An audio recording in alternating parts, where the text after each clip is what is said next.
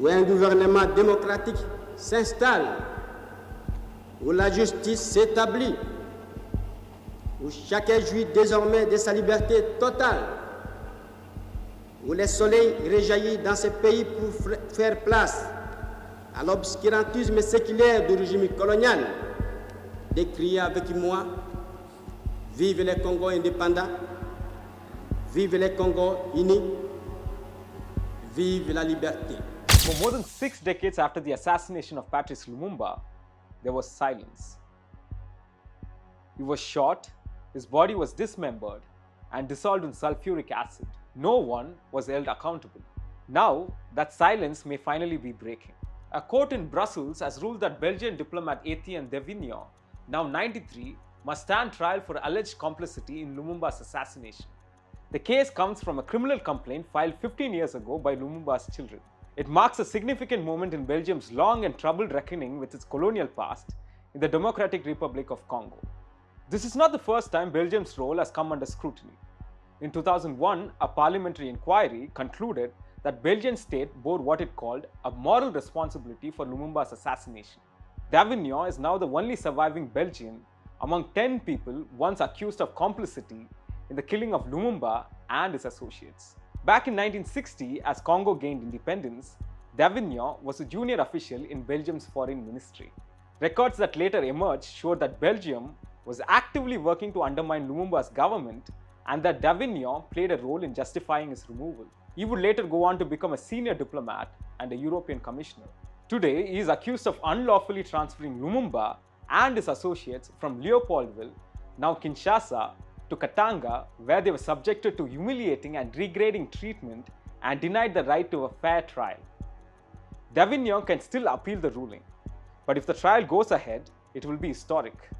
It would be the first criminal prosecution linked to the killing of an African independence leader by a former colonial power. So who was Patrice Lumumba? Patrice Emery Lumumba was one of the most important figures in Congo's struggle for independence from Belgian colonial rule.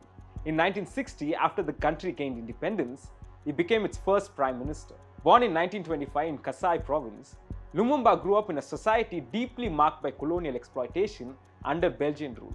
The Congo was one of the richest territories in Africa in terms of natural resources, with vast reserves of copper, cobalt, uranium, diamonds, and gold.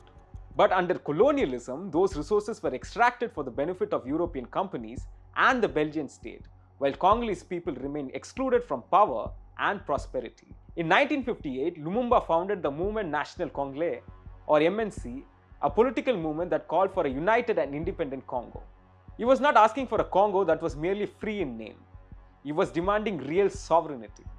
That became clear on June 30th, 1960, the day Congo formally became independent.